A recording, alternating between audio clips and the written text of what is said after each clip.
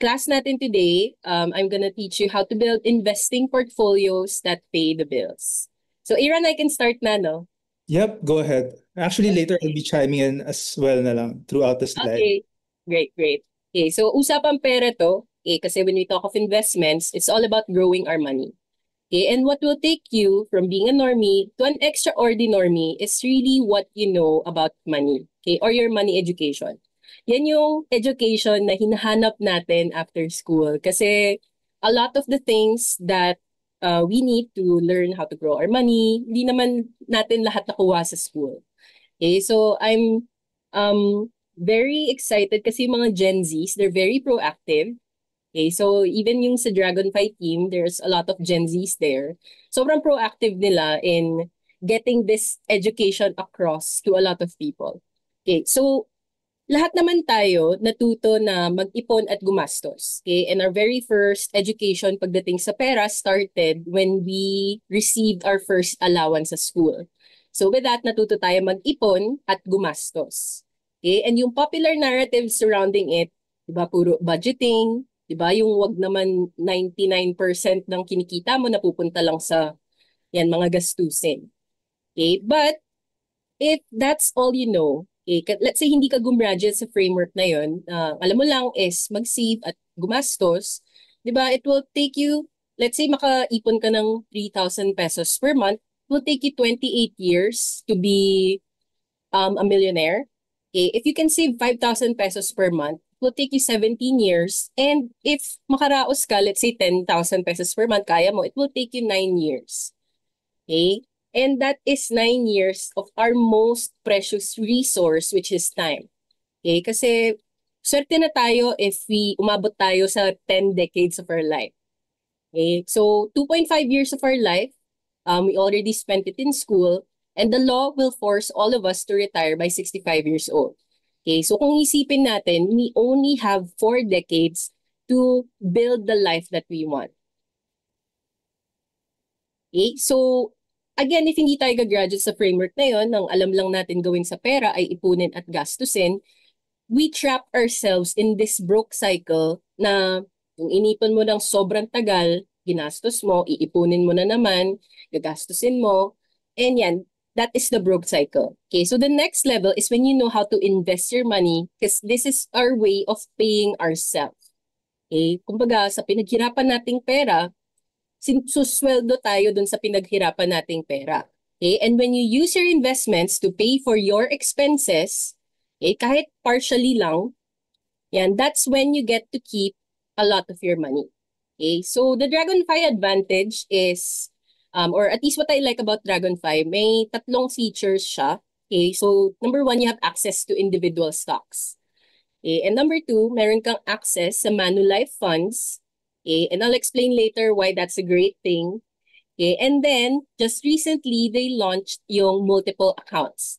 Okay, now that's very important kasi before Dragonfly, parang parang chop suey yung mga portfolio ng mga tao. Nakahalo yung passive income nila, nakahalo yung trading stocks nila for trading lang, and it gets confusing.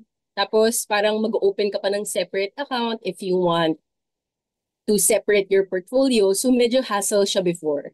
Okay, but thanks to Dragonfly, pinadali nila one login, tapos pwedeng doon ka na gumawa ng separate portfolios. Okay? So, why build wealth dito sa Philippine stock market? Okay, so itong stock market natin, it's a way to own pieces of legitimate businesses. Okay, so refresher lang yan. Okay, but ang maganda doon, hindi ikaw yung gumawa ng dirty work na ikaw yung nagbenta ng products and services niya. You just get to be a part owner. Okay, and you can start with whatever amount you have. And because these are real businesses with real products and services na licensed by the SEC and the BIR, dito talaga posible yung passive income. Okay? Kasi as a part owner of a business, yan yung share mo sa kinikita nun. Okay? Na maganda din dito is may full control tayo over the gains and the risks. Okay? Ibig sabihin, hindi naman natin makokontrol kung anong mangyari sa mundo, but we can control yung gains and losses natin. Okay? And the best part about it is napakadaling i-withdraw ng pera. Okay? Because again, yung goal natin is to let your investments pay for your expenses. Okay? So kailangan yung gains ng investments, madali lang din i-withdraw. Okay? So dito sa stock market, that is very true. Okay? So again, if you're a beginner, ito yung mga examples of companies that you can be a part owner of. Diba? Yan yung mga brands na ginagamit nyo rin. Brands na, yan yung banks nyo, yung kuryente nyo, yan, si Jollibee, yung telcos. Okay? So yan, mga richest tycoons natin. Okay? Actually, But, Tina, just wanted to add yes, something, sorry. Because you mentioned about how stocks dapat parang they're very good because it's easy to withdraw them, right? So, yes, sobrang ganda ng liquidity nila. Because I've been talking to some clients din na nag-i-invest sa mga real estate, lupa, ganyan. And one of their problems talaga, if pag kailangan nila ng cash, it will take them a few weeks or a few months before they get to sell their houses or their land or real estate, diba? Tapos marami pang mga documents na asikasuhin. And so what they will do is a fire sale nila. So, instead of selling it at the fair market price right now, ibebenta nila at like 10 or 20% lower. So yun tama. lang. Okay, so tama ka dun. Yan, very important din. And yun nga yung favorite aspect ko din about stocks is it's very liquid. So kapag mag-iba yung ihip ng hangin, mag-iba yung market conditions, ang dali lang ibenta ng shares mo. Okay? So going back, yan yung top 30 blue chip companies natin, but we have more than 280 plus you can choose to invest in. And I get it. That is an added complexity kasi hindi naman lahat ng 280 plus companies bagay sa'yo. Okay? So, at least in this way, with this class, matulungan ko kayo na mag-imagine kung ano yung mga stocks na pwede sa gusto nyong i-build. Okay? Now, what again na maganda kay Dragonfly, meron din siyang access sa funds. Okay? So, ano ba tong funds? Okay, so you have si Manulife, yung fund manager. Okay, and yung funds, these are a basket of different investments. Okay, pwedeng PH stocks, PH bonds, global bonds, and other things. Okay, tapos pipili ka lang based on your objective. Okay, na ang maganda dito is it's a great way to access PH bonds and global bonds, tsaka global stocks. Okay, kasi I'm not sure if you guys know yung process. Medyo hassle mag-invest sa bonds dito sa Philippines. Like pupunta ka pa sa bangko, mag-over the counter ka. Yan. And kapag global stocks naman, let's say US companies, kailangan may dollar account ka, mag-open ka ng isang broker, tapos you figure out mo pa paano yung nag-work yung taxes nun. Okay, but with these funds, meron tayong access doon. Okay, so yan, yung fund manager, yan si Manulife. Okay, so you have 280 plus stocks, tapos 20 funds. Diba? So parang hindi naman lahat maganda for, let's say, ang gusto mo is to build a fund for your kid. Okay, let's say you're a parent. Okay, so yan na yung paradox of choice. Diba minsan, ang dami nating choices, nakaka-overwhelm. So, at least with this, pwede nating i-narrow down yung choices natin. Okay? So, yan. Dragonfly is introducing yung multiple accounts na isang login mo lang, pwede ka na mag-switch between the different portfolios that you have. Okay? And I'm going to be giving you ideas kung ano yung mga pwede nyong gawin na portfolios using that feature. Okay, so yung question is, saan mo muna i-dedicate yung investment portfolio mo? Okay, so we have two categories to talk about today. Meron tayong life and family foundations, and of course, meron tayong life enjoyment. Diba? So imagine nyo na, yung gains ng investments nyo, yan yung nagbe-build ng foundations ng family nyo, or pwede nyo rin gamitin for enjoyment. Okay, so important disclaimer lang, these are not recommendations, okay, but for education purposes only. Okay, so every situation is different, so take only what resonates. Okay, kumbaga, kuha kayo ng ideas dito. Kasi, for example, I'm talking about a kids portfolio, pero wala naman kayong kids. Then, di ba, you can just go to yung ibang portfolios. Okay, so let's start with the life and family foundations. Okay, I'll be starting with the Hakuna Matata portfolio kasi ito talaga yung ina-advocate ko. Okay, at my core, okay, ito talaga yung pinaka-important. So you can call it however you want. So imagine yung Dragonfly account nyo, tas i-label nyo Hakuna Matata. Okay, so it means no worries for the rest of your days or a life where investments pay for all of your living essentials. Okay, so sa Snowball Club or sa socials ko, you would know na I refer to this as the tortoise. Okay, kasi mabagal siya, okay, pero makakarating at makakarating yan sa paroroonan niya. Okay, now syempre pupondohan natin tong portfolio. Okay, now the best capital allocation for this portfolio really depends on your monthly living expense. Okay, so I encourage you guys, you can do this right now or later kasi may recording naman to. Yan, I share this simple formula na yung monthly living expense mo, you multiply it by 12 months, and you multiply it with an inflation multiplier, okay, then you divide it by a 7% ROI. And that is the specific price tag for financial freedom for you. Okay? And madidiscover nyo na it really takes millions talaga. Okay, so let me use this example. So yung average middle-class family in the Philippines, monthly living expense nila mga 40,000 pesos. Okay, so using that formula, annualize natin, and we include a 40% inflation buffer, okay, and we divide it by a 7% annual return, that's around 9.6 million. Okay, or if you round it up, mga 10M. This is why paulit-ulit ako sa content ko na usually it takes 10M or more for you to be financially free. Okay, but if yung monthly living expense mo, let's say you don't pay rent, it's lower than 40K, okay, then you need less than 10M. Okay, but yung core assumption natin is you can invest it in something that gives you a 7% ROI. Okay, so yung question in your mind should be, so saan mahanap yung mga 7% na yan? Okay, nandito yan sa stock market. Okay, so this fund, it can take many years to build, okay, and very important na you don't go building this thinking na kailangan ikaw lang yung gagawa nito. Okay, so family members pwedeng magtulungan. Tulungan kayo ng family nyo. Okay, kasi sobrang doable niya. Okay, it's not so unrealistic na kailangan maging billionaire ka. Okay, tsaka yung mga 13th month bonus nyo, this is something you can park here. Yan, so it starts at 10M talaga. Okay? So I don't want you to be discouraged by that price tag. Okay? Kasi you can start with whatever amount you can. Then you can snowball your way to this financial freedom target number. Okay? Kasi a lot of people open a broker account. Di ba? Ang dali lang mag-open ang broker account.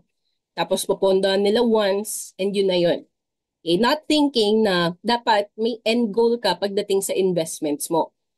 Okay? So this means if you have 10 million pesos invested with a 7% return, kahit mawalan ka ng trabaho, kahit mawalan ka ng business income, you're okay kasi you have your investments working for you.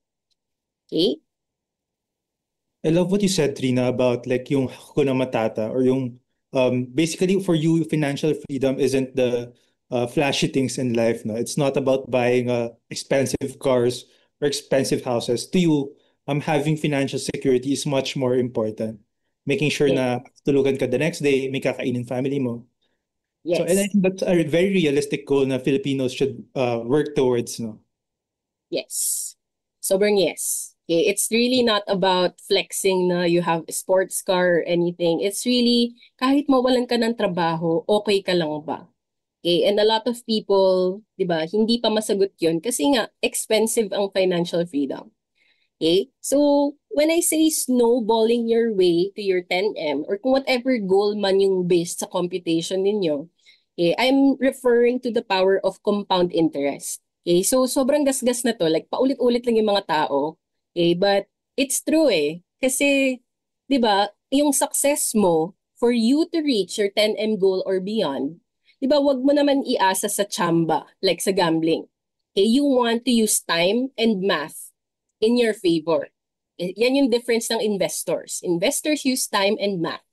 Okay, gambling is knowing the house always wins, pero tataya ka pa din. Sakaling ikaw yung maging 0.000 something percent na special.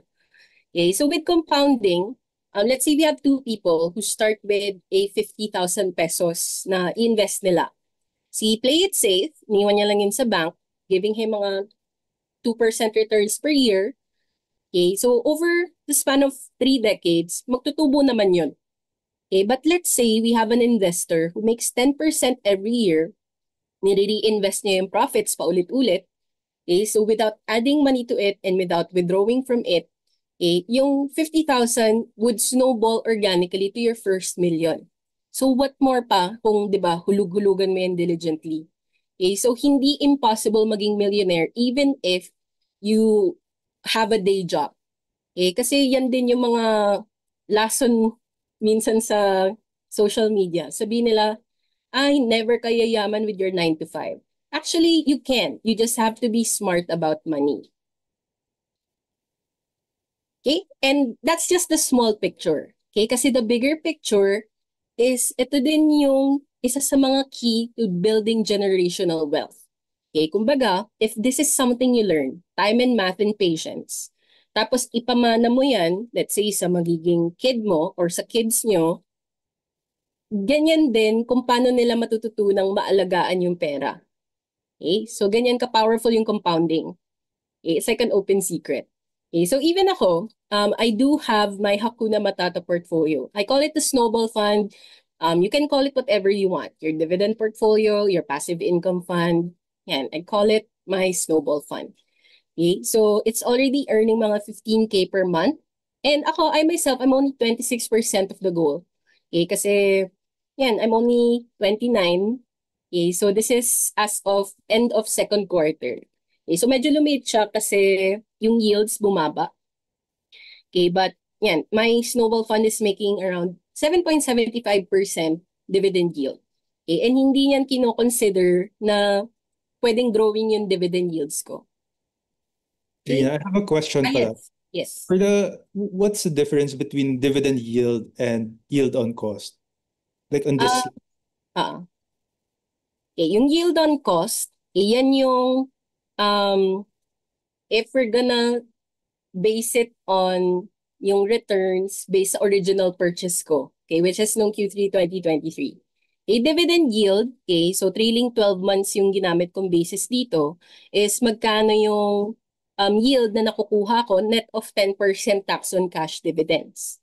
Okay, kasi sa DivTracker, you just encode yung trades mo, okay, tapos lalagay mo lang ano yung fees na involved, tapos yun na yun. Yeah, so that is my glimpse of my snowball fund. Okay, so investment criteria that make sense for this portfolio, ideally mga passive income investments ito. Okay, kasi let's say you're busy with your job, you're busy with your business. Okay, so hindi naman pwedeng nakatutok ka sa Dragonfly account mo tapos yan, medyo mahirap yun. Okay, unless bread and butter mo talaga yung trading. Okay, then I would go for a mix of growing dividends tsaka high return on investments. Okay, and then of course, very important then yung frequent payouts. Yeah, so where I would invest it, mga 4. Okay, so number 1, REITs with long-term growth potential, cash cow stocks for higher ROI, yung Manulife Gmadi Fund, and pwede rin yung pera. Okay, so let's start with REITs. Okay, ito, I always say na para siyang kanin kung plato man yung passive income investments mo. Siya yung staple. Okay, kasi dito hindi ka mag-worry kung mababayaran ka kasi guaranteed dividends yan by law. Okay, so 90% of income pinapamigay sa shareholders and we have these 8 REITs so far. Okay, so it's a mix of mga office buildings, shopping malls, tsaka yung tinatayuan na lupa ng solar panels. Okay, yan pa lang yung meron tayo. Okay, but you know, we still have a lot of REITs in the pipeline. Okay, and with yung Mercado Barkada na REIT Index, so I know he's also a part of yung creator circle ni Dragonfly. Okay, almost every day nagpo-post yan ng newsletters niya. Okay, so ito din tinitingnan ko kasi lahat ng important about REITs nandito. Nandiyan yung estimated yield mo, okay, yung current stock price, yung occupancy. Yeah. So you will just need to do your own research. Okay, and one thing that's very important about REITs is lahat ng real estate assets nila, it comes from yung parent companies. Okay, so for example, si Ayala REIT, lahat ng real estate assets niyan galing kay Ayala Land. Okay, so remember, yung sinabi ko kanina, isa sa criteria, important criteria is growing dividends. So how do you ensure na growing yung dividends ng REIT na hawak mo? You have to care about what the parent company is doing. Okay, kasi again, yung cash dividends, yan yung passive income. Okay, and galing yan sa kinikita ng company, yung earnings. Okay, so for earnings to increase, di ba, yung parent company, for example, si Ayala Land, dinadagdagan ng real estate assets si AREIT. Okay, so pwedeng doon lumalaki yung yields natin. And that's why sobrang, I've been yapping about REITs since 2024, since last year. Okay, kasi yun nga, growing yung yields mo dito. Okay, now, okay, next. Yan. So we have these upcoming potential REITs. Ayan, SM REIT, hopefully mag-list yan. We also have PLDT REIT para sa mga data centers and si Alter REIT. So abangan natin yan kapag mag-list pa yung mga REITs. Okay, so after REITs, ba yung staples, we also have the cash cow stocks. Okay, and pwede niyong hanapin yan sa Dragonfly's dividend benchmark. Okay, kumbaga yan yung tinitingnan, yan yung top 15 siguro ni Dragonfly. Tama ba, Aaron? Ito yung D15. Actually, I can chime in on this one, no? So actually for the D15, parang yun yung shortcut niya, but the longer version is called Dragonfly Dividend Benchmark 15. Kasi ito yung list ng best 15 dividend paying stocks sa Philippines para hindi na mahirapan yung audience natin na pumili ano yung mga good dividend payers tsaka ano yung mga bad dividend payers. And so what they will do is, for example, in a month, meron silang excess money.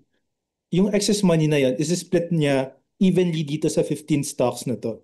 Tapos, passively, when they have extra money as well, dadagdagan lang nila ng dadagdagan. So parang tawag nila dito is peso cost averaging correctly na. So, Okay. split lang talaga yung fund nila here across the 15 stocks. Okay. Yan. So yan yung pwede natin pagbasihan, yung D15 benchmark ni Dragonfly. Okay. So, yan. Most of these, okay, so ito yung nasa listahan ko. Okay, kasi may sarili doon akong listahan. Yan. Yan, if you would look at yung yields, for example, PLDT, LTG, Metrobank, DMC, OGP, and Semirara, yan mga 7% and higher yung returns. So imagine, yung mga returns kasi ng REITs ngayon, parang mga nasa 5 to 7% na lang naglalaro. Okay, when I started, mga nasa 7 to 8%. But again, yung interest rates natin pababa na. Okay, so we can complement it with cash cows, okay, na higher yields. Okay, syempre, ang difference lang is, di ba sa REITs, hindi ka mag-worry kung mababayaran ka this quarter. With cash cows, it's operations dependent. Okay, for example, you go for Semirara. Okay, Semirara is a coal mining company. So you have to care about coal prices globally kasi dyan kumikita si Semirara. Ganun din si OGP. Eh, si OGP yung favorite cash cow ko. I've been yapping about it since last year. Yan. It's a gold mining company. Okay, so ako as an investor in OGP, I have to care about gold prices then. Okay, and we know the gold prices have gone up significantly because of all the tariff wars globally. Okay, so yung risk management natin, it's operations dependent, and kapag cash cows, from the name itself, you milk it while it lasts. Okay, kumbaga, real estate, siguro pwede mo pang tulugan kasi yung risk mo lang naman pag office is yung mga BPOs, let's say may exodus of BPOs, or may exodus of tenants sa shopping malls. Okay, and that kind of event, imposibleng hindi makarating sa yung balita. Okay, but with cash cows, you have to care about yung earnings niya. Okay, so every quarter, binabantayan natin yung quarterly earnings nila to check for financial health. Okay, kasi again, dun galing yung dividends natin. So for example, si Semirara, it used to give mga 7 pesos cash dividends noong 2023, bumaba to 6 ng 2024, then bumaba to possibly 4 this year. Okay, 4 pesos per share. Okay, so yan. Yan yung mga kailangan nating bantayan. Okay? And why do we care about yung higher dividend yields or ROI? Kasi the higher your ROI, the more affordable financial freedom becomes. Okay? Yung example ko na 7% ROI per year, let's say, di ba, you have 40,000 monthly living expenses, you would need 9.6 M. Okay? But if you can make 8% ROI, nakatipid ka ng 1.2 M. Okay? And it gets cheaper the higher your return. Okay? But, and I want you to look at yung 4% ROI per year. Okay? Kasi sa mga savings, kahit pa high yield savings yan, net of taxes, mga ganyan lang din yung makukuha ninyo. Okay? Kung 4% ROI lang yung kaya mo per year, you would need an extra 7.2 M. Okay? So at 7% ROI, 10 M okay na. Okay? But kung 4% lang kaya mo, you need 16.8 M. Okay? That's why we need to also care about our returns. Okay? Now, for the fund naman, si Manulife GMADI Feeder Fund. So it's Manulife Global Multi-Asset Diversified Income Feeder Fund. Okay? And what I like about this fund is it's monthly paying. Okay? Ang tagal ko na kasi naghahanap ng monthly paying na fund that is more than 6% returns. Okay, so far, nung tinignan ko yung prospectus niya, it's earning more than 6.6 or around 6.6%. Okay, tapos tinignan ko, yan, naka-invest siya sa high yield bonds, okay, mga stocks, okay, na developed market stocks. Yan, tsaka may investment grade bonds din siya. Okay, so para lang gets nyo why it's considered aggressive. When we say high yield bonds, they're also known as junk bonds. Okay, so they pay higher interest rates kasi mas mababa yung credit ratings nila compared to investment grade bonds. Okay, yung mga investment grade bonds kasi, yan yung mababa lang yung offers nila kasi low risk din sila. Okay? Yan. So mga high yield bonds usually mga startups yan, mga capital intensive companies. Okay, kaya na kapag mas mataas yung interest rate sa kanila. Okay, in terms of yung holdings niya, yung tinignan ko, it has a mix of yung mga government bonds, like yung dalawang yan. Okay, and we also have yung popular tech stocks, like yan, Nvidia, Microsoft, Apple, Amazon. Okay, so it's a good mix. Okay, and again, I like it kasi it's monthly paying. Okay, kasi the more frequent yung payouts, the more powerful yung snowballing power niya. Okay, tapos yan, distribution yield, nakakapagbigay talaga siya every month. Okay. And yung last for this Hakuna Matata Fund would be yung PERA or yung Personal Equity Retirement Account. Okay, so this is a voluntary retirement saving program na pwedeng pandagdag sa SSS and GSIS nyo. And since this is yung flagship product or service or product ni Dragonfly, I'll let Aaron explain sa inyo what this does. Yeah, thank you for that, Rina. Actually, this PERA program that we're planning to launch soon, very powerful talaga siya for me. Kasi for me, I think this is the closest thing that we'll have to having a life hack, kumbaga. Kasi it's really powerful in a way that pag nagpasok ka kasi ng pera sa pera account mo, you will not get tax eh. Like a portion of what you put there. Tapos pag kukunin mo na, wala ring capital gains tax. And on top of that, when you are going to pass it on to your loved ones, you won't get taxed as well. Kasi usually, meron tayong estate tax na tinatawag, di ba? So here are all the benefits that one can enjoy when you open a PERA account. So number one is increased total employee compensation. Because when you contribute to your PERA account, hindi, for example lang, if you max contribute 200,000 pesos, a portion of that, let's say 50,000 or 60,000 pesos of that, galing siya sa binayad mong tax to the government. So kumbaga yung nilabas mo lang in that sense is 140,000 pesos. So in that way, parang you're already ahead by 30% already. So that's a really powerful thing kasi may buffer ka na that will help you mitigate the risk in the stock market. Number two is the tax-free investment growth. So as I mentioned kanina, na hindi lahat ng 200,000 pesos sa'yo galing. Like a part of it came from the taxes that you're supposed to pay to the government, right? And so that spread or that difference makes like a really big difference when it comes to compounding your money over a long period of time. So kaya siya very powerful then. And next is 5% tax credit. So whatever money you put into your pair account, let's say you contributed 200,000 pesos for that year, 5% of that you can get it back as a tax credit. So that's around 10,000 pesos. And fourth is wealth accumulation. So actually, when you max out your pera account for non-OFWs, it's 200,000 per year.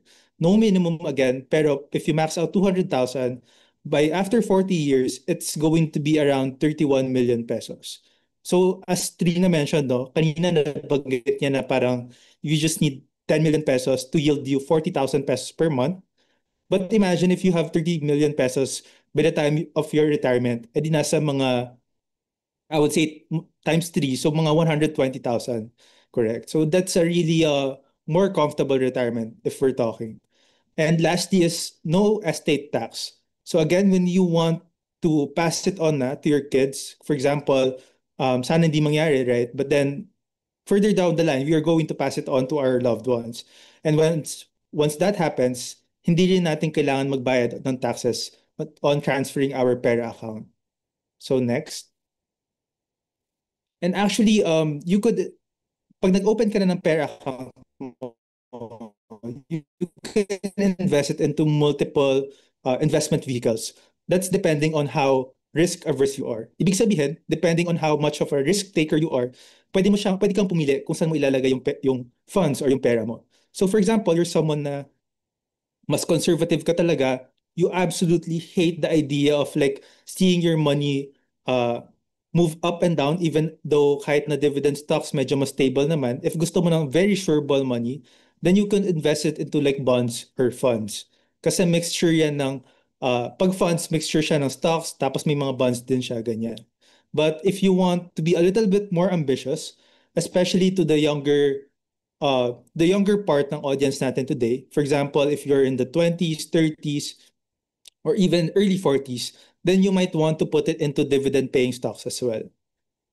And the good thing about here, Trina, I don't know if you have heard sa news, no? They're going to bring back the withholding tax pag nag-invest yung mga tao sa, I think for long-term investments, like mga time deposits na 5-year and above. So, and I think medyo naging trending siya, no? Kasi parang they're trying to put taxes on those long-term time deposits. Pero again, when you use pera account or when you use your pera account, you won't get tax yung mga withholding tax na to. So next slide. All right, so back to you, Trina. Ano ba tong Hakuna Matata portfolio summary na to? Okay. Thank you, Aaron. And I do believe na much needed natin yung pera na yan. Kasi yan na yung parang equivalent, closest thing we can have to a Roth IRA dito sa Philippines. Okay, so yan yung summary ng Hakuna Matata portfolio. Okay, you have growing REITs. Okay, emphasis on growing. Okay, wag yung dying REITs. Kasi guaranteed quarterly payouts yan. And may capital gains ka rin kasi nga growing sila. Cash cow stocks for the higher ROI. Okay, kailangan lang bantayan. But yan, higher yung yield. Okay, kasi the higher your ROI, the more affordable financial freedom becomes. The Manulife Jumadi Fund, it's a monthly paying fund with good returns. Diba? So, bills natin kasi monthly yan eh. So, ang ganda na meron tayo nito. Okay, and then yung pera, it's one of the best ways to skip the taxes talaga. Okay? Yan. Yung risks lang, of course, again, investments pa rin yung mga yan. So even yung REITs mo, na hawak mo, may mga vacancy risk yan. Cash cows, operational, depende kung sinong cash cow pinili mo. Di ba kunwari, kung LPG yan, that yung risk mo is si PNB and yung tobacco business. Yung Manulife Jumadi Fund, yan yung fund manager risk, medyo wala naman tayong control doon. And yung pera is yung lock-up risk. Okay? So sa pera kasi, you get to skip those taxes, pero nalalock up yung pera nyo until you are 55 years old. Okay? So, yeah, between a diversified or a concentrated portfolio, for your Hakuna Matata portfolio, it's just a matter of philosophy. Okay? Kasi tama naman sila na when you diversify, nasa spread mo yung risk. Diba? So let's say over time, you have these three, kunwari lang, nag-average yung risk nila. Okay, yung cons lang is marami kang babantayan for due diligence. Okay, whereas a concentrated portfolio, um,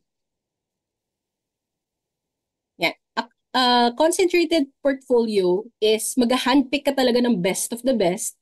And of course, concentrated yung risk, pero konti lang din yung babantayan mo.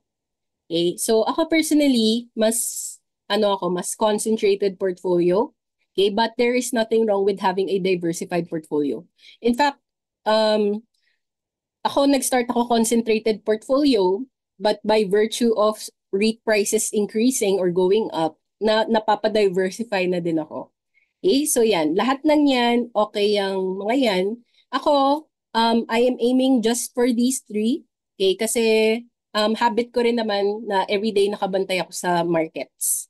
Okay, but yung pera, sobrang good yan for a lot of the employees na walang oras, magtingin-tingin. Okay, now dito naman tayo sa Care for Parents portfolio.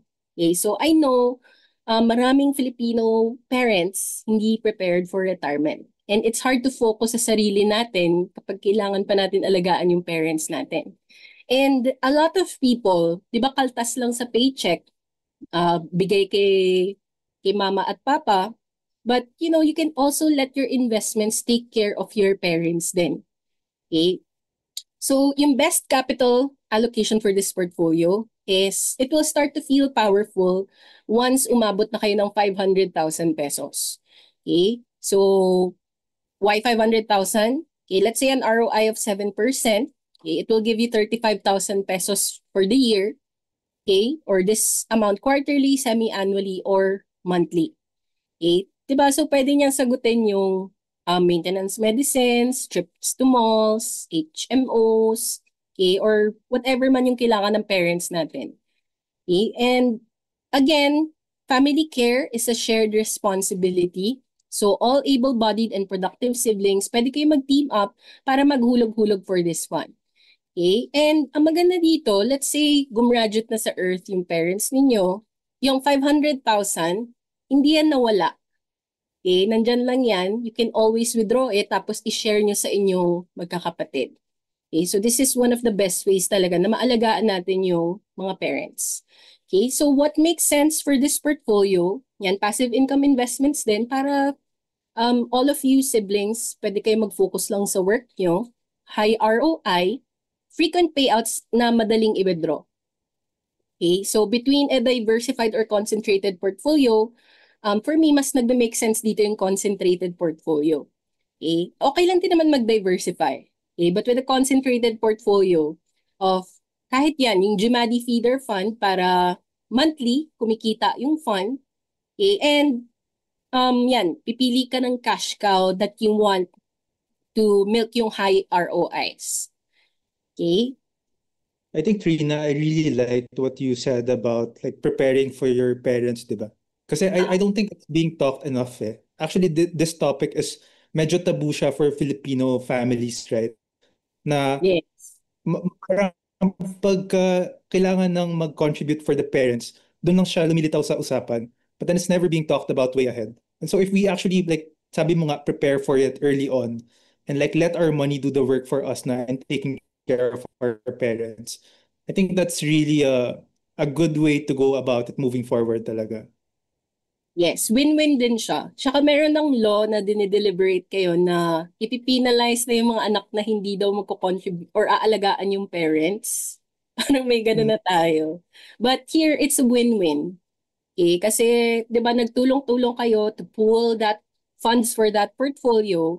Tapos you let the gains from the investment take care of your parents. Okay? So, hindi siya yung sunog lang ng sunog. Okay? Kasi doon nasasaktan yung mga tao.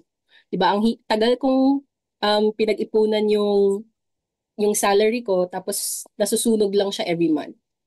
Okay?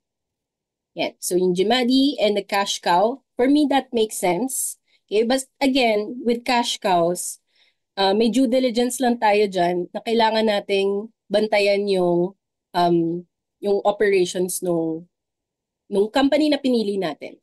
Okay, dito naman tayo sa house and car starter portfolio.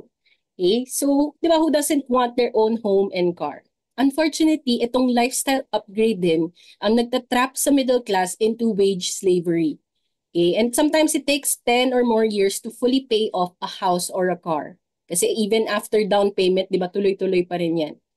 Okay, so isa pa yan sa mga mabibigat na sunk cost na pwede naman na instead of just relying on your paycheck, kasi when you're only relying on your paycheck to pay for a house or a car, it only takes a sudden job layoff or a medical emergency. Tapos, yun, baka i-surrender mo lang yung car or house kapag nawala yung paycheck natin.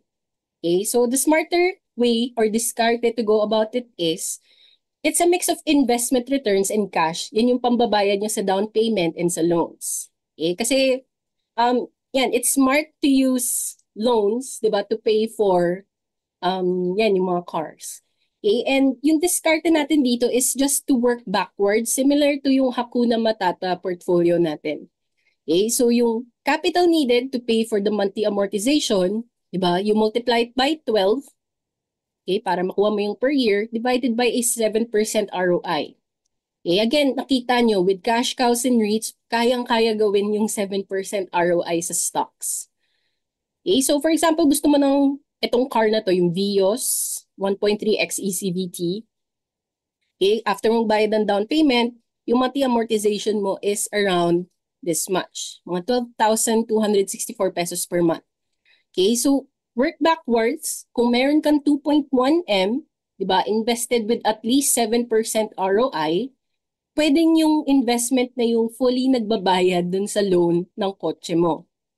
Okay? But again, if it's too much, di ba, even if your gains can shoulder at least partially 25% or 50% of your monthly amortization, that would still be a great strategy. Okay? And for this portfolio, again, very important din yung ROI, kasi the higher your ROI, the more affordable it is. Diba? If you can get a 9%, let's say with OGP na 11% return, kahit 9% lang, you only need mga 1.6M.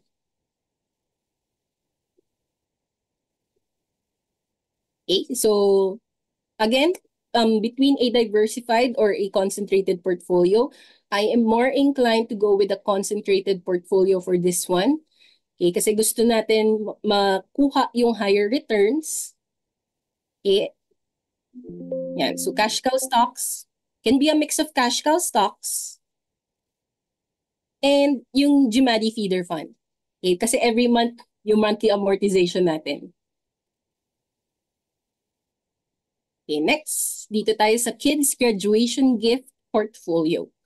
Okay, so yung mga, this is for parents or aspiring parents, like before pa kayo mag-anak, at least alam nyo na yung pwede nyong gawin or diskartehan. So babies and children have time as their most abundant asset.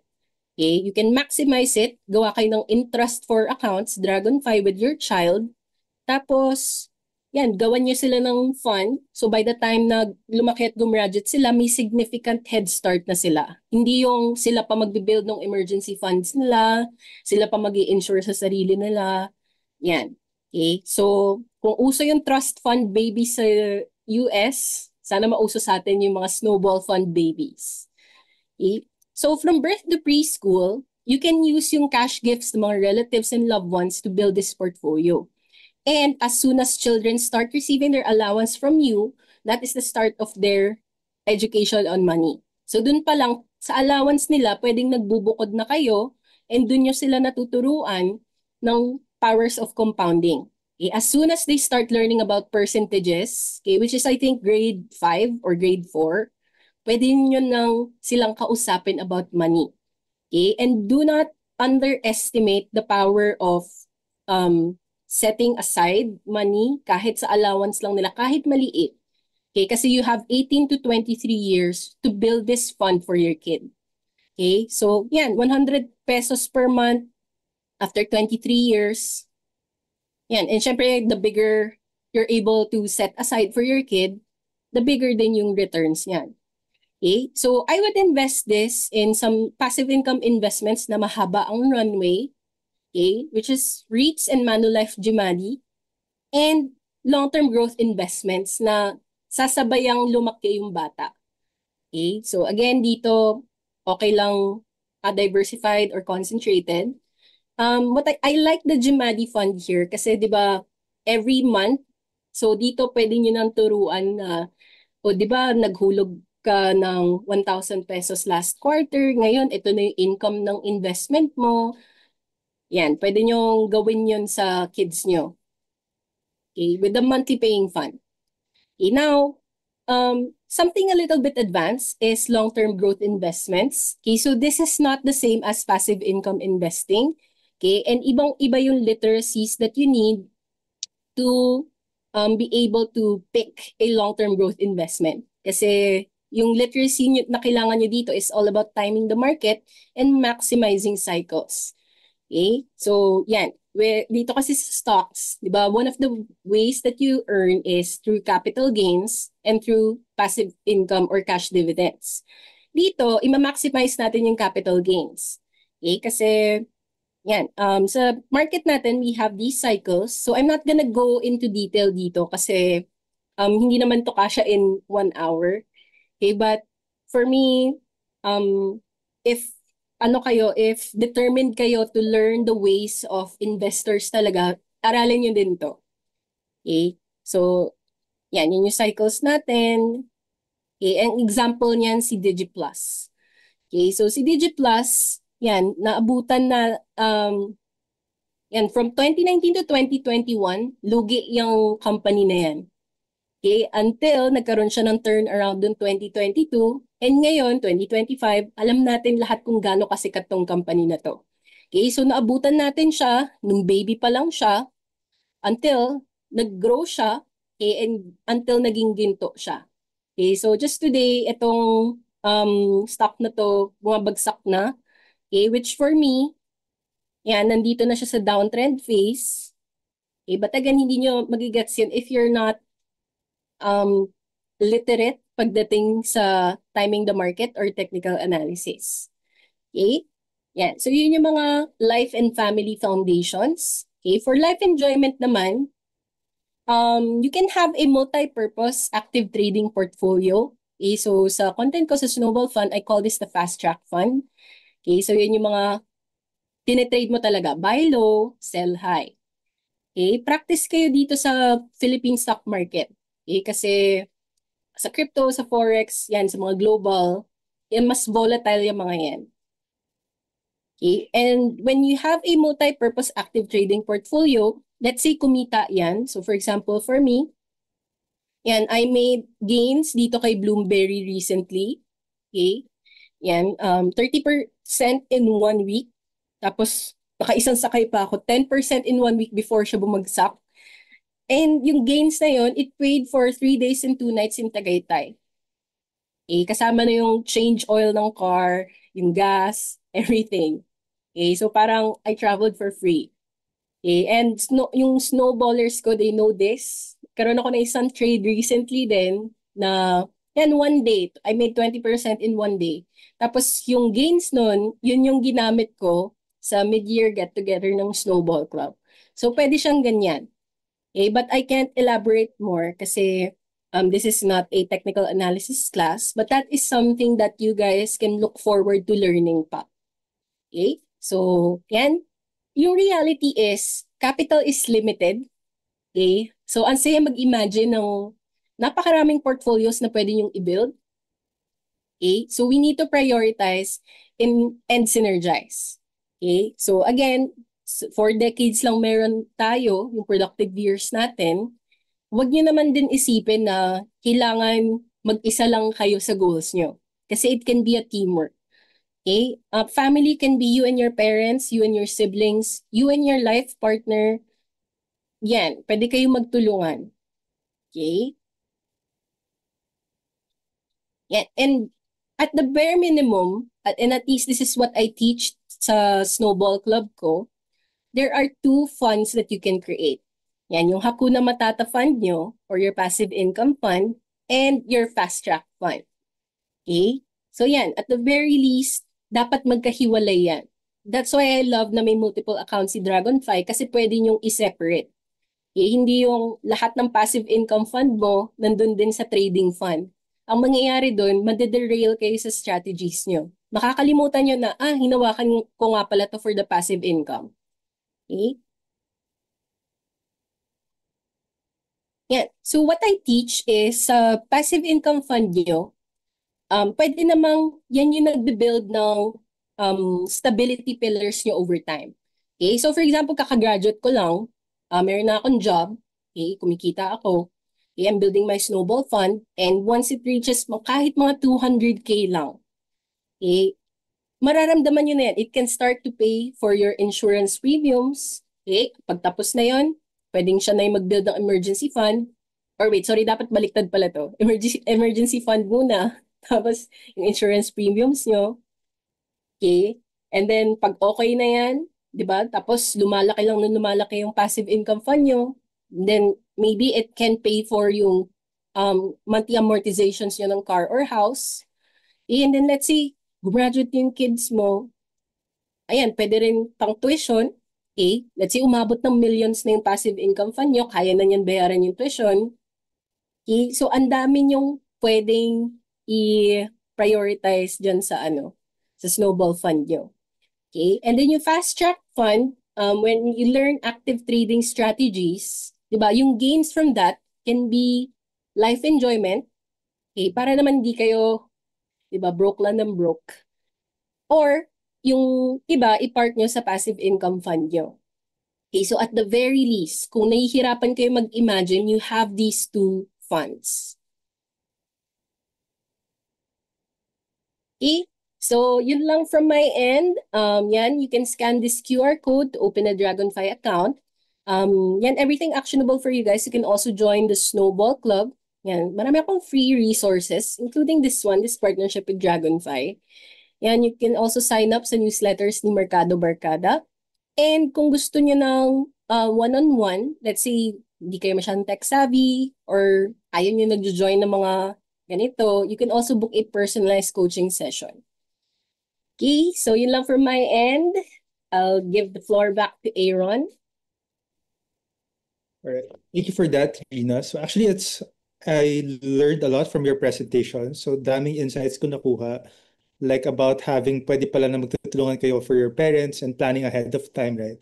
Tapos I also loved what you said about um you investing for a car, like having a separate multiple account to invest for your car. Kasi para kang naghulugan, pero you did it in advance before buying the car. Parang binigyan mo yung sarili mo na head start so that you can pay for the hulugan. So actually now, next slide please. I'd like to invite everyone na if you guys have questions, again, feel free to put them sa chat box so that we can take note of your questions and Trina and I can answer some of them. So ano nga ba yung first question natin? Next slide please. All right, our first question is the PERA benefit applicable to funds like the GMADI, which typically are net of fees or taxes? So that's correct. So typically, normally, when you receive your payout from GMADI, they're net of fees and taxes na. For this one, I believe it would be dependent on which fund are we talking about. I'd have to confirm, pero once we have PERA already, uh, I think it would be dependent. Some of the funds might be net of fees na and some of them baka pwedeng isama sa pera. But for most of them, I think pwede silang isama sa pera. All right, next slide please.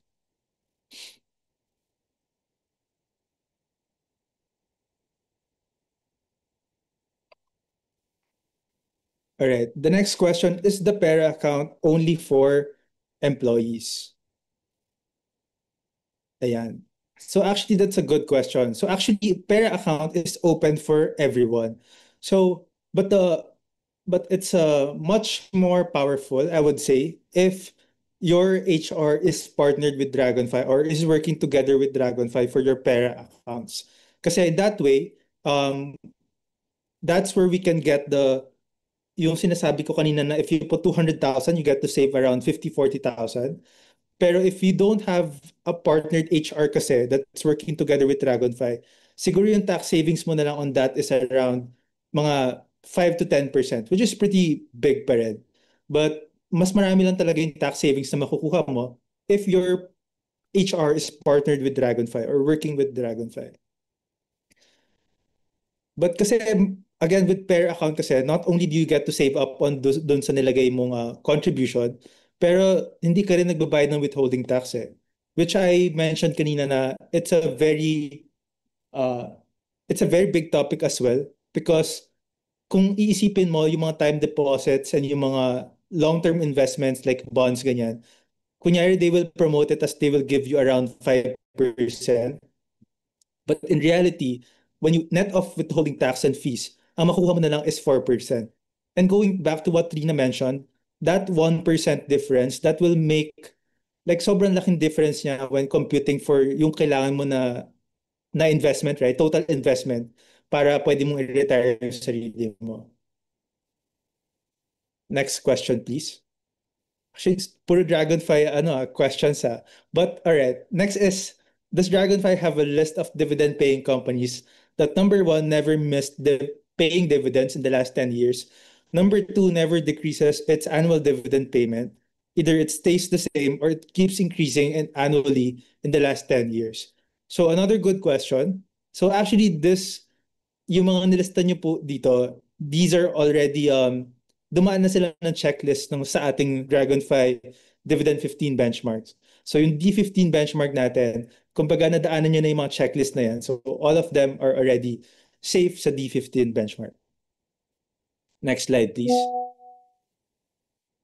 Are there any dividend kings in the PSE? So ikaw, Trina, what's your opinion on this one? Paano mo masasabi na itong stock na to, it's a dividend king? When we say dividend king, pwede kasing kung tinitingnan mo lang yung ROI, then yun yung mga cash cow. But for me, dividend kings din, mga REITs, kasi ano yan growing. Diba? Growing dividends yan. Kasi yung caveat, when a company is too generous sa bigay ng dividends, they're not parking a lot of money for growth. Okay? Except REITs. Okay? Yung REITs, dadagdagan lang ng assets, tapos growing na ng growing yung dividends niyan. Okay? So for me, REITs and cash cows, yan yung dividend kings natin. I see. Also, I guess ako naman, for me, when this person talks about dividend kings, probably I would associate it to a market leader siguro, no? Or like a leader that has been paying dividends really well for a very long period of time. And what comes to mind talaga, walang kamatayang ICT eh. 'Di ba? ICT, both price performance and as to how fast they're growing their dividends, it has been one of the most best performing stock talaga here in the PSEI. But usually kasi nag-iiba din eh. Siguro I guess pwede rin ma-dethrone tong mga stocks na to, right, Trina? Sometimes they get so much sure na they could pay only a very little part na lang of their earnings. Tapos meron ng bagong dividend king in that sense. So Tama. I think that's we do our homework talaga every day. Tama. All right, next slide please. So for the Dragonfly mobile or web, does it have a feature where you can set your own portfolio and a buy below price so I can buy my cash cow stocks in one go? So again, a good question. So far, we don't have this feature yet, but then what we do have is when you go to our signature portfolios, so basically, yan yung listahan ng mga basket of stocks. Kumbaga, parang siyang preset of stocks na pipili ka na lang which one is for you. And so in that sense, when you click the signature portfolio, makikita mo naman doon yung buy below price. So what I would recommend for people to do is, again, I guess at least once a day or once a week, revisit nyo lang kung ano ba yung mga nasa buy below doon. Tapos, pag gusto nyo silang bilhin, then you can click buy. Alright. Next slide, please. Can I have both trading account and investment account, but on the same company? Example, PLDT. So what's your take on this one, Trina? Good question siya for me. Kasi, for example, yung REITs, at least ever since I started, parang ang laki na nung capital gains. But again, yan yung maganda by making it clear na itong portfolio, I am invested in them for the cash flow. Okay, so it helps na kahit i-separate mo sila.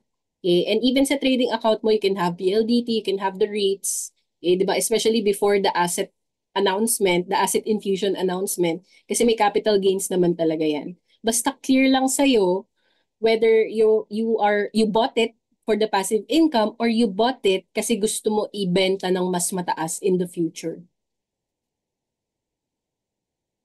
All right. Actually, that's a nice take. And again, yung maganda dito na meron ka separate account nga is like kapag, for example,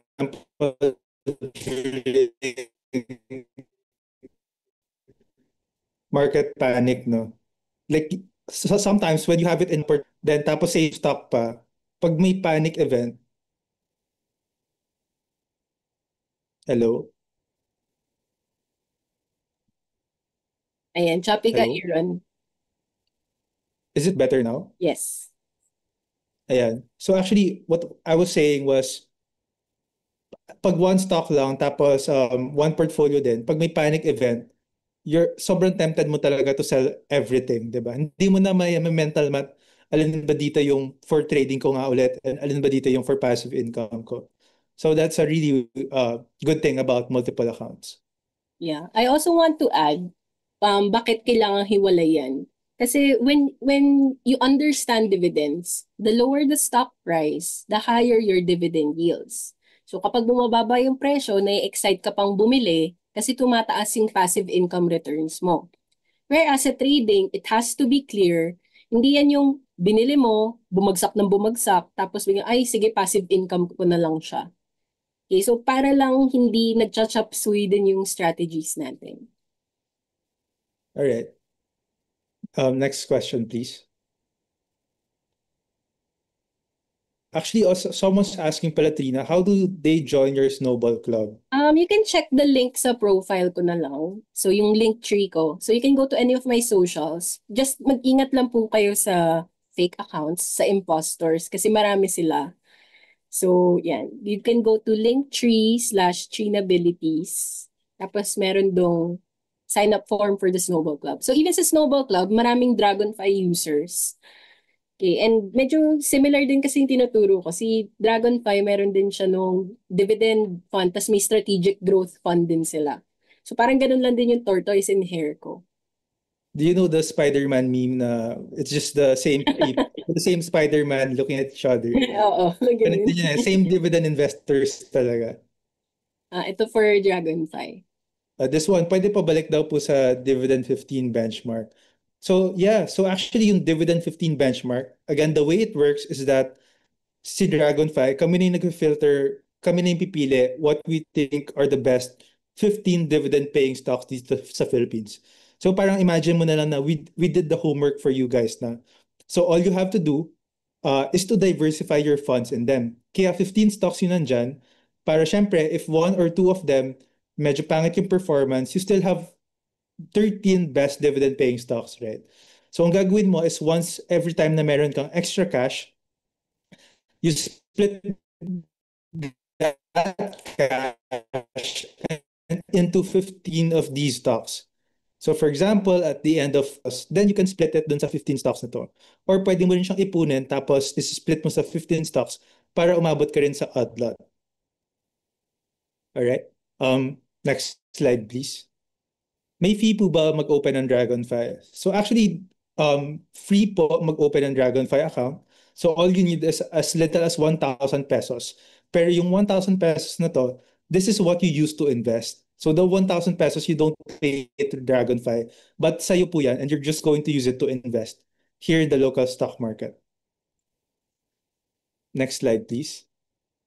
Can you open various accounts for Pera? If yes, how does it affect the tax credit incentive given to it? So shall the bank automatically issue you the certificate of tax credit upon investment, or how will it be treated to the income tax of an employee? So again, very good question. So actually, this is one, if I'm not mistaken, one Pera account is to one employee. So you can't open multiple Pera accounts. But what you could do is to have a separate multiple account para that's where you do your kunyari you wanted to get a separate passive income portfolio like what Rina said, or gusto mo na may separate ka pa na trading portfolio, then you just can like open multiple accounts. Pero yung Pera account mo mismo, it's going to be limited to one lang per person. And then what you're talking about naman na about the complications of handling the documents. So you won't be doing any of that. So once you open a Dragonfly account and once you talk to your HR, it's going to be your HR and Dragonfly doing all the lift for you. So it's going to be as easy and smooth as possible for you as a user. Para talagang Roth IRA. Oo, parang Roth IRA na talaga siya. So again, really a game changer talaga if you're going to ask me. Okay, the next question is, can contributors with Pera account from a different administrator transfer their portfolio under Dragonfly? So this one I'd have to check. I'd still have to check if kung ano yung process when it comes to transferring your portfolio, like yung Pera portfolio mo before. But for a lot of times kasi, I think people confuse them. Sabi nila meron na daw silang Pera accounts. But then sometimes hindi pala talaga siya Pera account. It's just something similar. So we'll have to double check that one once we launch the Pera already.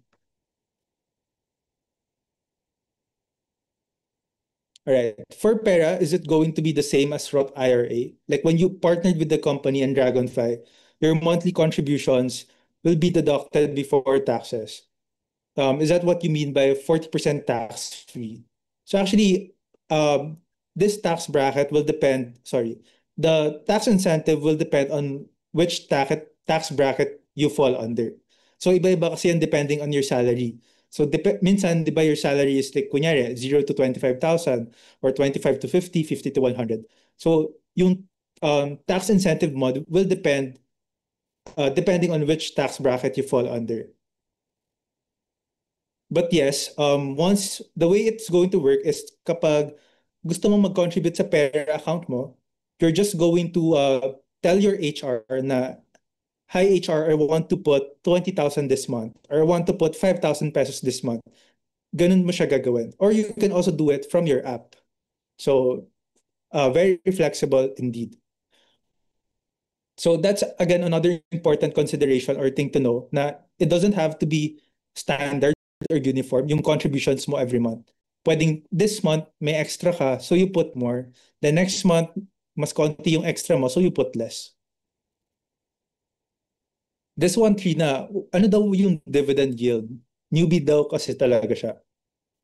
Okay, yung dividend yield, it's the same as yung ROI or return on investment.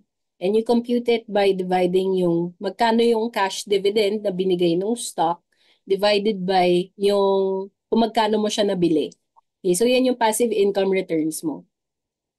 So yan, very important yan na alam nyo. Okay, so I'm not sure if Dragonfly auto-computes it for you kasi alam ko magkaka-div snap si Dragonfly in the future. Pero maganda na kayo din mismo aware kayo kung magkano yung dividend yield ninyo. Yeah, actually, I think that's one for the pipeline. So that's a very nice feature nga, no? Kasi Yeah. para alam mo if like on track ka ba dun sa ROI and how much do you need more para kaya mo na mag-retire passively. Yeah, exciting for me yung div snaps ni Oo. Dragon. And yung another tawag ko rin talaga sa dividend yield is payout eh. Kasi parang sinesweldohan ka talaga niya, right? So, okay. Yes. For busy professionals regarding REITs, MGM, DIFF, is it okay to invest no matter how much as it can be as long as I afford the price? Purpose is long term. I'm not familiar with MGM, DIFF. Or yan ba yung Gimadi Fund? That's the GMADI fund na. Masyado abbreviate lang. Okay. Yes, actually for the funds, I mean the way it's designed is for passive contributions talaga din. I mean when you're talking about a fund like this na very diversified na, it's all about time in the markets na lang. So basically gagawin mo lang is to set aside a portion of your salary or your money and then you contribute to this fund over a long period of time. So that's how it's designed. Or Yes. ikaw Sa ba? REITs naman, Yeah. ito yung sinasabi ko about being a dividend investor. Kasi it defies yung popular strategies. Kasi dito panalo ka when prices go up and when prices go down. Okay, what do I mean? Sa REITs, kahit bumababa yung price, as long as kumikita pa rin naman yung company, okay, tumataas yung returns mo. So instead of panicking, hala, pula yung portfolio ko. 'Di ba? May excite ka pang bumili. Kasi you, a dividends literate person, alam mo, kapag bumababa yung price, tumataas yung dividend yield mo. Okay? Kapag tumaas naman yung price, yes, yung passive income returns mo nag-shrink, pero meron kang capital gains. Okay? So hindi mo siya kailangang i-overthink. Okay? Ako ang ginagawa ko, very clear lang sa akin. For example, kay MREIT, kung nasaan yung, kunyari, from this price to this price, andito yung 6 to 7% yield. Okay, so kailangan clear lang sa inyo yung ganun. Okay, so kunyari, 14.98 pesos. So if I'm able to buy MREIT below on at 14.98 or below, yan, I will get my 6% net dividend yield every year. Okay, so ganyan pag REITs. You don't really need to overthink so much. Hala, bibili na ba ako? Hihintayin ko muna bang bumaba? Pwede ka maghulog-hulog na. Hmm. But I just wanted to add as well, Trina, na just to align expectations with our audience. Sometimes the REITs can get a little bit volatile then, right? Especially kapag yung interest rates natin gumagalaw, you would see na yung REITs talaga, they move along with it. Like kapag for nyari, umakyat na yung interest rates natin, then we see REITs falling, right? And then kapag magkakat naman yung interest rates or bababa na yung interest rates, umakyat naman yung prices ng REITs. Yes. All right. Tama. Next question, please. All right. For dividends, is it better to sell day after X date or during the record date? For me, the reason why hindi ko gusto yung mga frequent payouts, kasi yan yung binibenta on X date. Like, for example, let's say bumili ka before X date, tapos ibenta mo during X date, technically makakakuha ka pa rin naman ng dividends. But let's say yung dividends is, let's say, 5% and you sell it at a 3% loss. Kunwari lang. So yung real return mo, di ba, net of 10% tax na din, is just 2%. So for me, for example, sa REITs, it doesn't make sense to keep doing that. Yung parang tinitrade mo yung passive income investments mo. Kasi hindi ka sure kung babalik ba siya ever sa mababang cost. Okay, let me use si A-REIT as an example. A-REIT started 27 pesos, ngayon nasa 40 pesos na. Okay, so if ikaw yung type na bili ka before X date, tapos binibenta mo kapag nag-X date siya, parang there's no guarantee for you na mabibili mo na siya ulit sa 27, 28, 29, yung ganyan. So kaya kailangan clear sa'yo kung let's say tinitrade mo lang ba talaga siya or hinahawakan mo for passive income. Yung X-day trading, siguro okay yan kapag cash cow. Okay? Kasi the goal is to milk it while it lasts. Yes, I agree. Ako naman for me, Trina, parang I would just advise the majority of our audience na not to overtrade the dividends, right? Kasi medyo mahirap din talaga siya laruin eh, in honesty. So if it's the best way or best approach talaga, especially if long-term ka naman and dividend investor ka, is just to hold through those exit date and record dates, diba? Not bother timing the market na. Next slide, please. How do you describe what active trading means? Is it a timeline or is it mas specific ba siya to the number of days, weeks, or even months? Active trading, ito yung timing the market. Kasi time in the market, yan yung, for example, passive income investing. Basta hawak mo lang and okay yung earnings ng company, kikita at kikita ka quarterly, monthly, yearly. Yan. Yan yung time in the market. Timing the market has a lot to do with playing with the patterns sa volatility ng markets. Okay, kasi with the volatility of stocks, okay, dyan natin na grow in or na multiply in crazy ways yung pera natin. But we also have to be careful kasi yan, 'di ba, high risk, high reward. Okay, so in terms of timeline, I guess it depends kasi there are many ways to do active trading.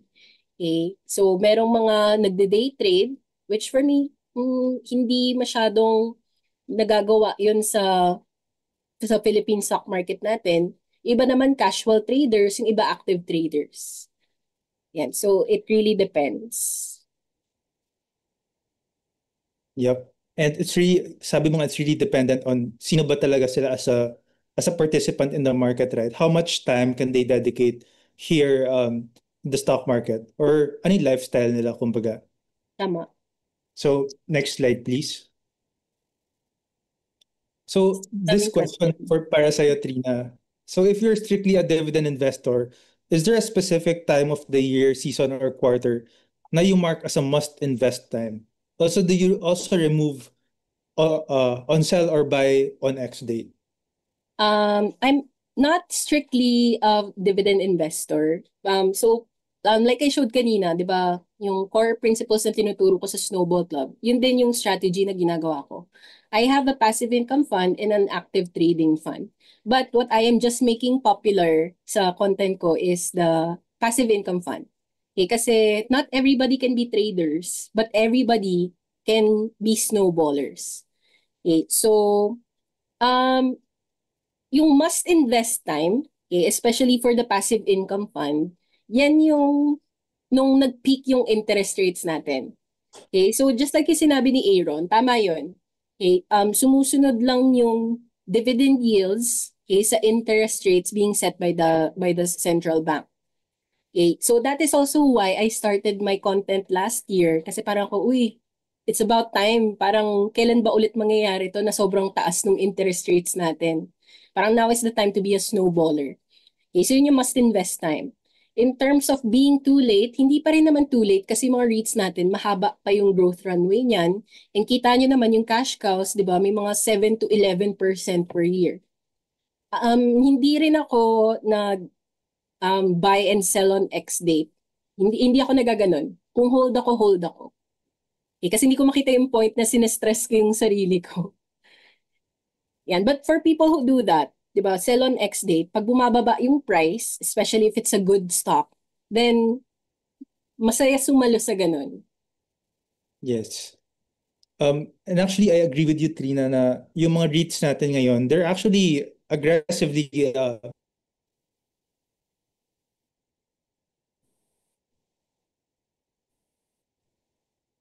trying to grow as well. Kita mo ba na ang dami nila? So you see like yung Goku to RCR, correct? So hello, can you hear me? Yan, okay. Yeah, we can. Ayan. So I was saying na the REITs are aggressively trying to expand as well. Na the Gokong Ways are infusing like kunyari 9 malls to RCR recently, then Ayala to A-REIT infusing malls as well. So yes, actually going back to the question pala kanina nung pwede ba yung GMADI sa pera, like yung tax incentives niya. So I double checked and yung answer there is that the fund has to be a pera certified fund. So hindi siya applicable to all funds talaga. So kailangan parang pera friendly yung fund before you can get all those tax incentives. So all right. So, Trina, any last words to our audience before I take it away? Um, yung naging motivation ko talaga is yung gasgas na quote ni Warren Buffett. Yung if you don't find a way to make money while you sleep, you will work until you die. Okay, nung Mm. narinig ko lang yun once, parang it guided all of my career and investing choices. So, I know a lot of people will resonate doon kasi we are in this era of wars, job loss, artificial intelligence. So, this is the way that you guys can secure yourselves and your families. Kasi ayoko naman na, let's say, mawalan kayo ng trabaho, di ba? Kasi papalitan ng AI, yung mga ganyang fears.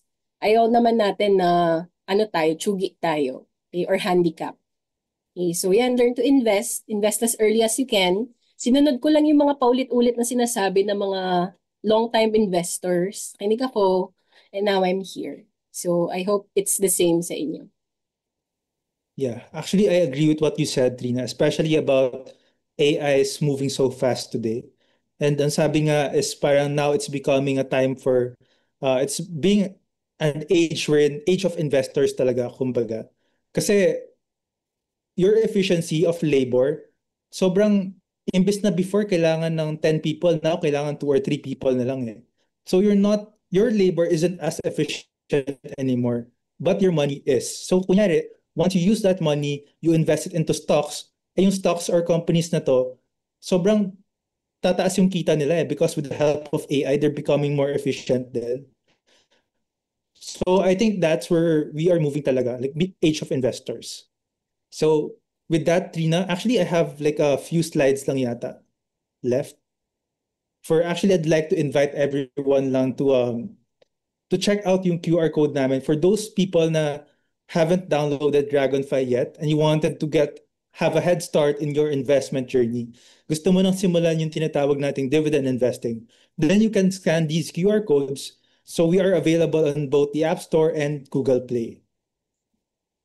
And next, and if you want to get updated naman on what's happening at Dragonfly, like what features we are launching next, who are we partnering next, then you might want to follow us on Facebook, Instagram, Twitter, TikTok, YouTube at Dragonfly HQ. So with that, I'd like to thank you, Trina, for indulging our audience today, and likewise to our audience for spending their Thursday night with us. So sana everyone learned a lot, and I hope everyone enjoys the rest of their day. Thank you, Aaron. Thank you, Thank you, Dragonfly. Trina. Thanks, everyone. Bye bye.